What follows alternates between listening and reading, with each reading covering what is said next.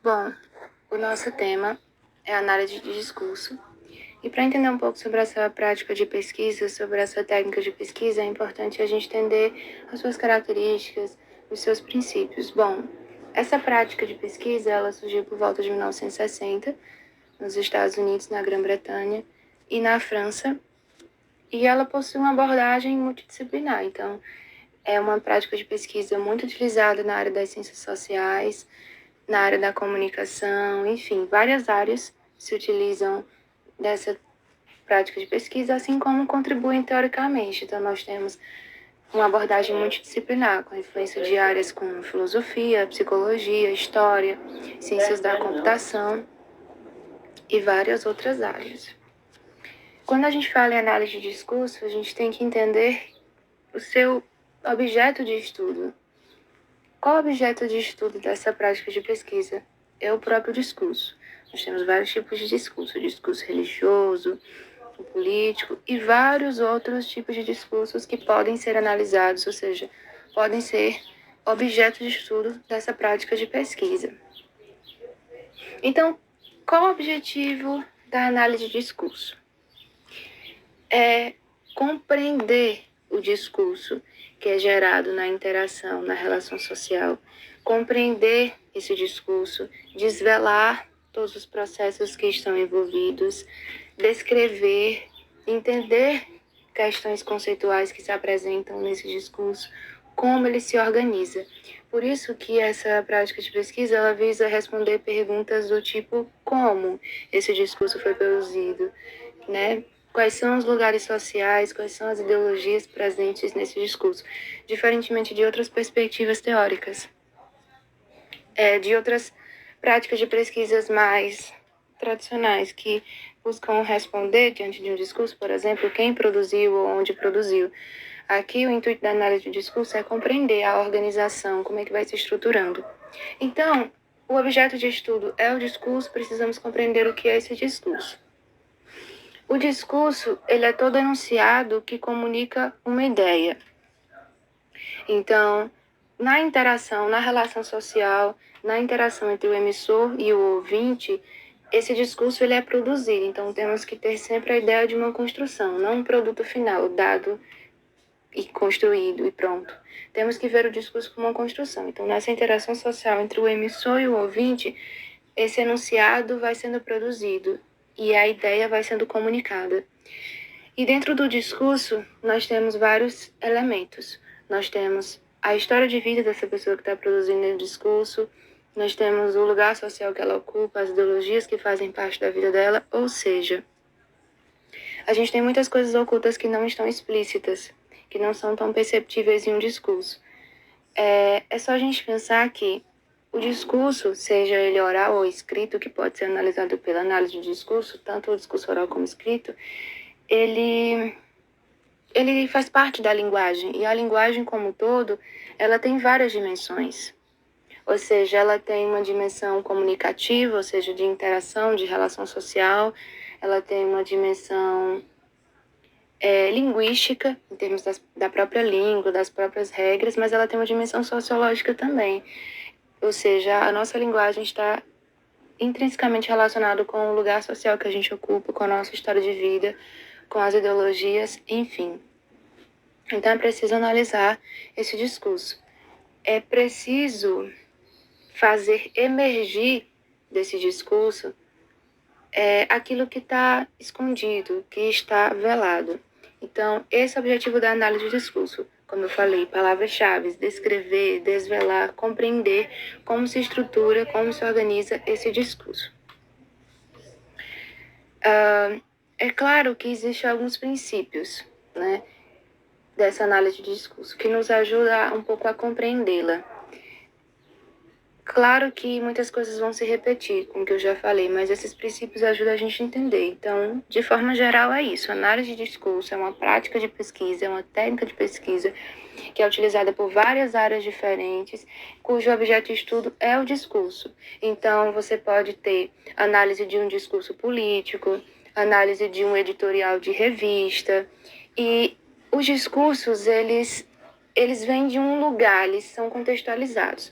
Por isso que, por exemplo, analisar o discurso de estudantes de escola pública, você vai encontrar uma série de variáveis, uma série de aspectos, diferentemente de um discurso de estudantes de escola privada. Então, cada discurso tem as suas especificidades, porque cada sujeito tem a sua história de vida. Mas olha só, falando sobre os princípios. O primeiro princípio é de que a gente nunca pode pensar a análise do discurso separado da interação social, porque é na interação social que o discurso vai se produzindo. Como eu falei, não é um produto final, não é algo pronto, é algo em construção. Então, o discurso vai se desenrolando na interação social. Por isso que eu não posso pensar a análise do discurso dissociado dessa interação social. Um segundo princípio é de que o texto, se você pegar um texto, por exemplo, o texto que está ali representando uma linguagem oral, esse texto, ele está sempre relacionado a um ato comunicativo, ou seja, um ato comunicativo intencional. Quando a gente comunica algo, a gente tem uma intenção, a gente tem um objetivo. A comunicação, como a gente falou, ela é influenciada por vários aspectos. Então, quando eu pego um texto escrito, eu tenho que entender que ele representa um ato comunicativo. Alguém comunicou algo de forma intencional, então há uma mensagem ali intencional, para a gente não pensar que a linguagem ela é autônoma, que tem a ver com outro princípio que eu vou falar também, no sentido de que a gente não comunica as coisas de forma mecânica. O nosso ato comunicativo ela é intencional, então o texto que muitas vezes a gente pode pegar para analisar, por exemplo, um editorial de revista, ele está relacionado com esse ato comunicativo. Um terceiro princípio é de que a linguagem ela não é totalmente autônoma, ela não é isso exatamente, ela não é totalmente autônoma, ou seja,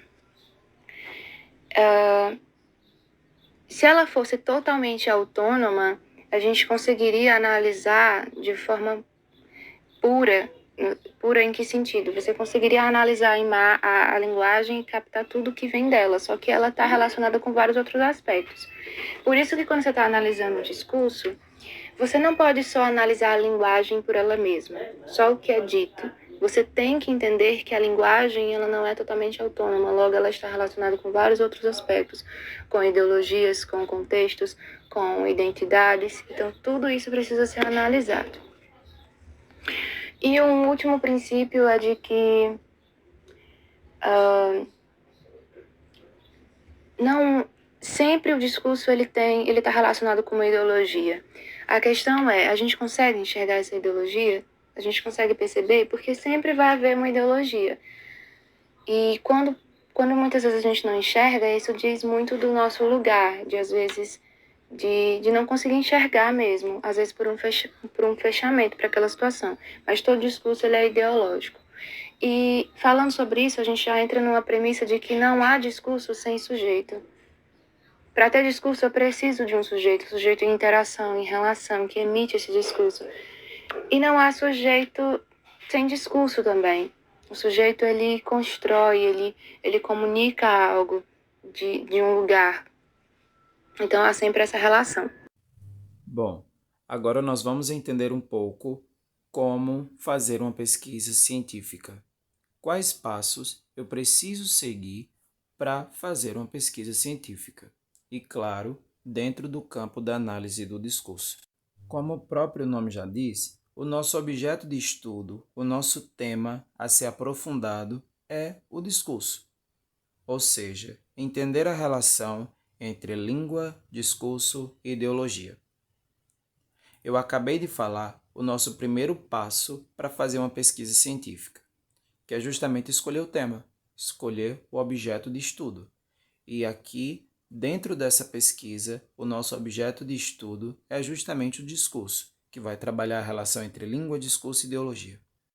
Além disso, nós precisamos manter a fidedignidade do nosso trabalho, né? É claro. E aí a gente já vai para o segundo passo, que é justamente questionar o objetivo de nossa pesquisa. Já para não ter distorções ao final do nosso trabalho, né? Então, querendo ou não, essa fidedignidade é extremamente importante. E aí, qual é o objetivo da pesquisa dentro do campo da análise do discurso. Antes de tudo, nós precisamos saber o que é um discurso, não é?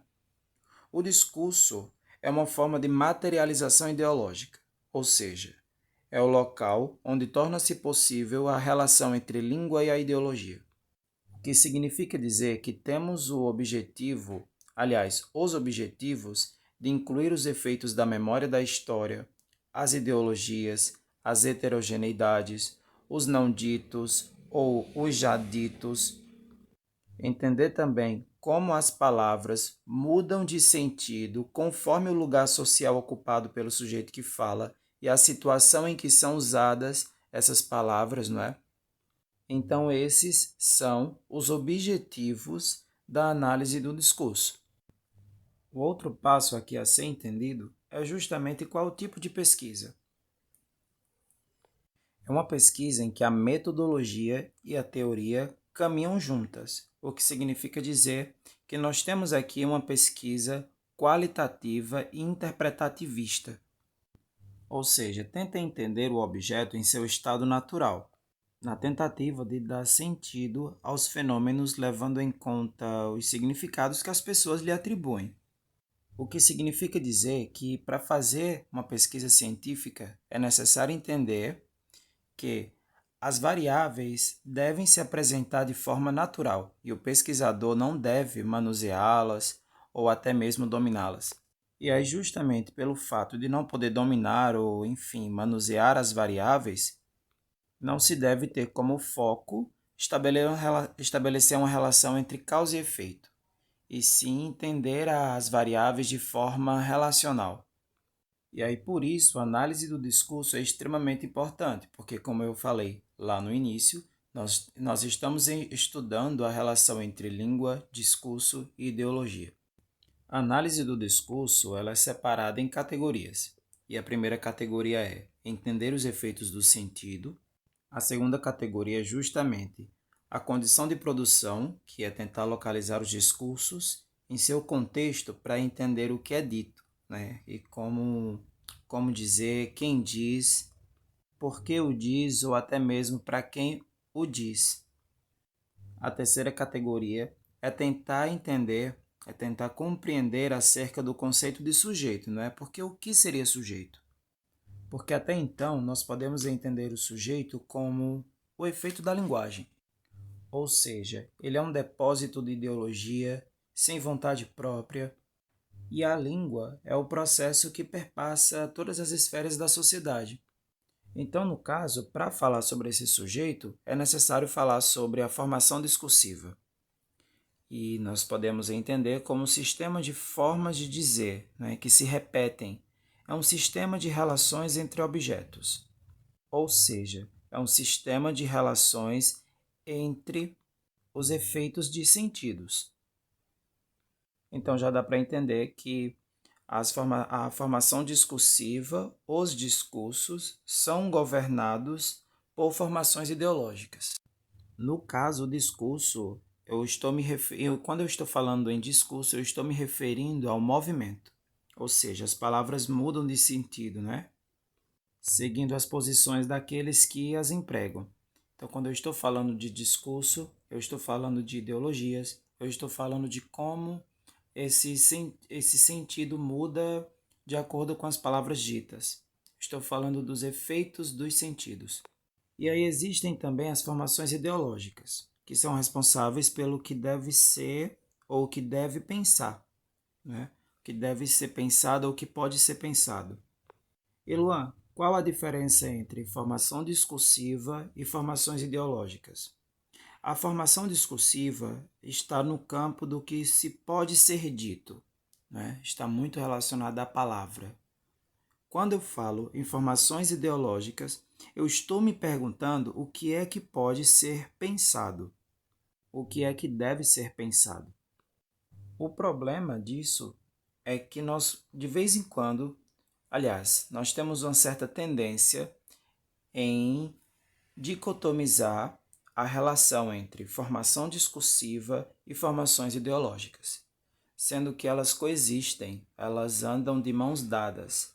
Então, para nós mantermos a relação, entre formação discursiva e formações ideológicas, existe uma terceira dimensão aqui, que é justamente a sequência discursiva. Ou seja, é um excerto material que permite analisar ou perceber aquela formação discursiva e também formações ideológicas. Então já dá para entender essa sequência discursiva como uma relação, não é? Entre formação discursiva e formações ideológicas. É justamente o que permite entender a reprodução ou transformação dos enunciados. Trazer a ideia dessa sequência discursiva é entender que não há discurso sem sujeito e não há sujeito sem ideologia. Tá? Então isso é uma grande importância. Um outro passo extremamente importante para fazer uma pesquisa científica é a ideia da amostragem. Por quê? Existe uma grande diferença entre amostragem, não é, amostra, e população. Porque a população é um conjunto de pessoas que compartilham determinadas características em comum, não é, como a gente viu. Já a amostra é justamente se vê na impossibilidade de acessar todo mundo daquela população, eu preciso criar então uma amostra, ou seja, eu preciso de uma parcela daquela população que preserve as características para que nós possamos generalizar aquela característica em comum.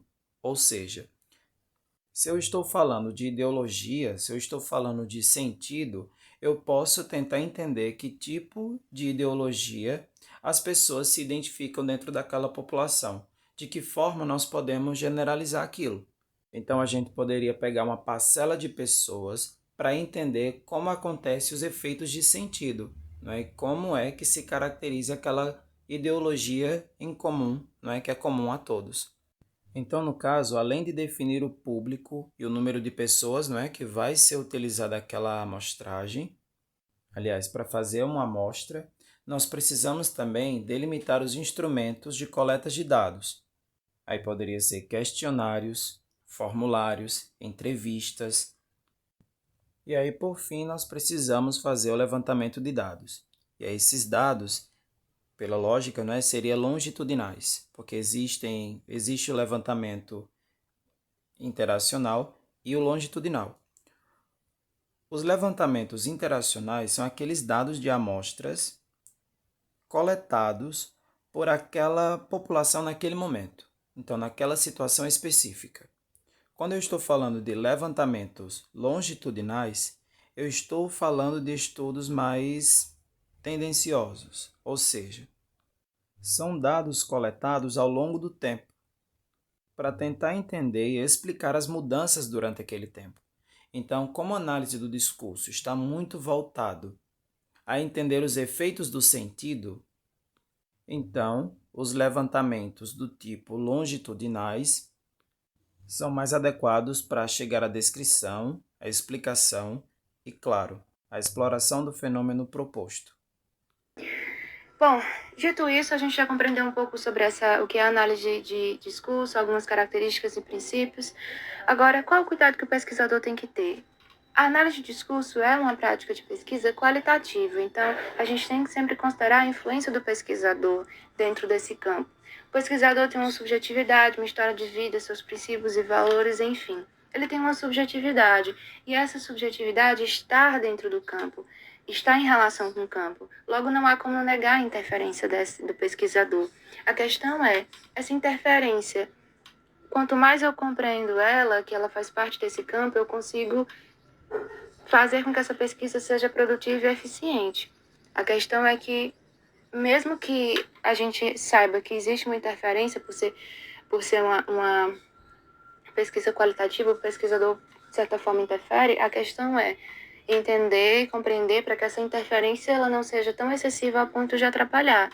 E isso entra também em outro cuidado, por ser uma pesquisa qualitativa e envolver a subjetividade do pesquisador ter esse olhar mais sensível e crítico para perceber essas ideologias e todas essas questões que a gente falou dentro do discurso, porque não são questões que se apresentam sempre de forma explícita.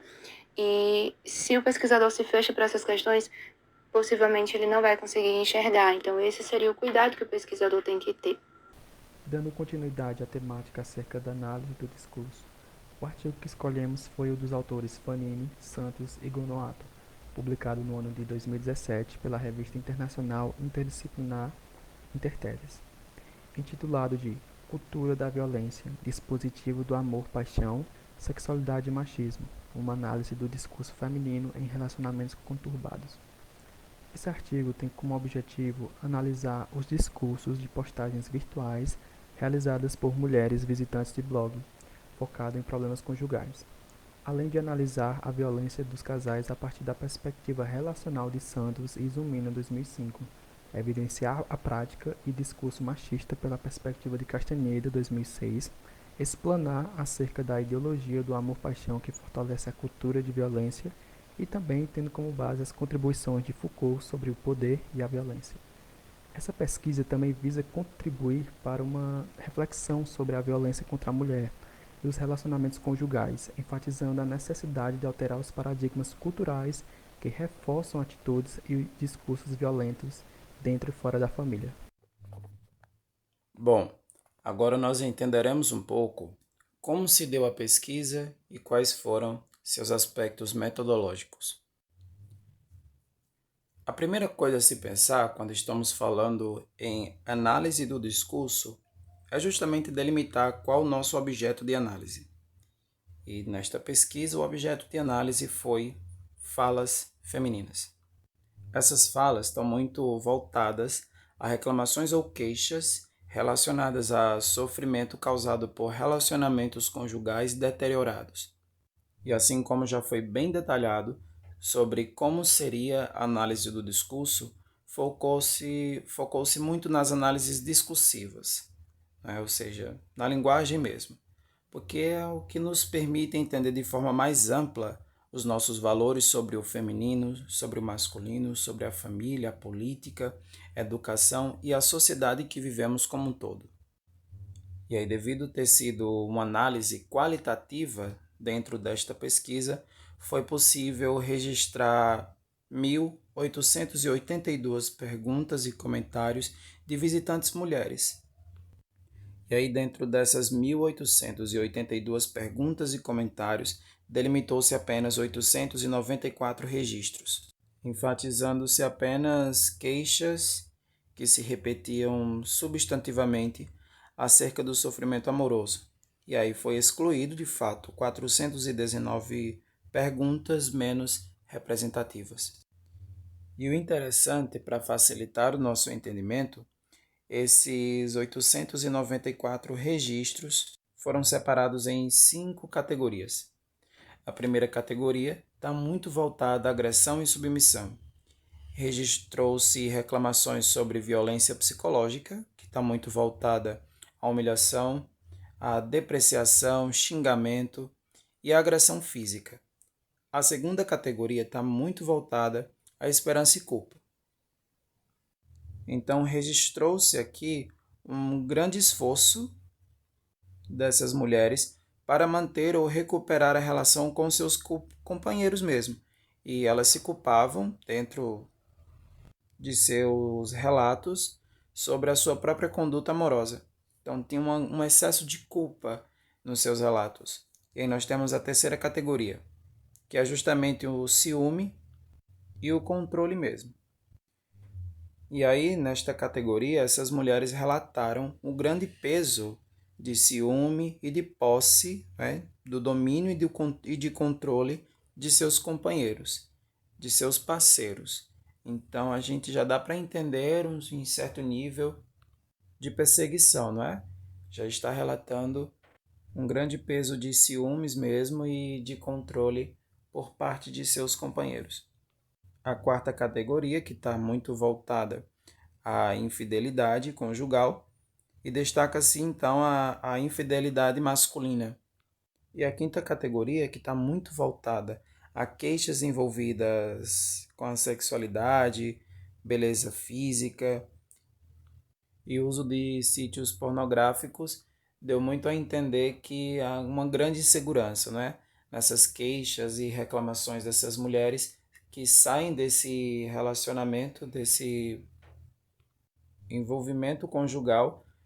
Essas categorias elas vão conversando, não é? Porque, querendo ou não, Essas queixas voltadas à sexualidade, beleza física, está muito relacionado também à violência psicológica, sobre a humilhação, depreciação, xingamento. Então, de forma qualitativa, foi registrado 894 perguntas e comentários de visitantes mulheres. E dentro da análise do discurso foi entendido o quanto essas mulheres estão sendo violentadas, perseguidas, controladas por seus companheiros. E para concluir o nosso trabalho, eu irei falar sobre um dos pontos principais encontrados na pesquisa. Um deles foi que o autor chegou à conclusão que o Brasil é um país violento desde seus primórdios, cuja cultura, ideologia e o cotidiano fomentam uma perspectiva de agressão. Durante a pesquisa, o autor do artigo, ele relacionou a vários autores teóricos, né, importantes, como Santos Izumino, Cantenanda, Goumont e Foucault. Foi identificado nas falas três dispositivos, de certa maneira, que influenciam comportamentos violentos, do amor-paixão, da sexualidade e do machismo. Pois boa parte da pesquisa entende que a violência contra a mulher advém apenas do indivíduo masculino, quando na realidade ela é macroscópica, pois transparece gênero, etnia e classe social, em graus diferentes em todos os sujeitos. Entre outras coisas, que ele vai discutindo entre o artigo, essa questão, a importância e a relevância que tem que ser dada a esse assunto, pois essa pesquisa é feita há muitos anos e até hoje ele consegue ver um padrão que se repete e não vê intervenções adequadas que são feitas para que isso diminua. Então é isso, pessoal. Eu agradeço a atenção de todos, ao professor Alex, e vou deixar aqui as referências. E é isso. Muito obrigado pela atenção e tenham um bom dia.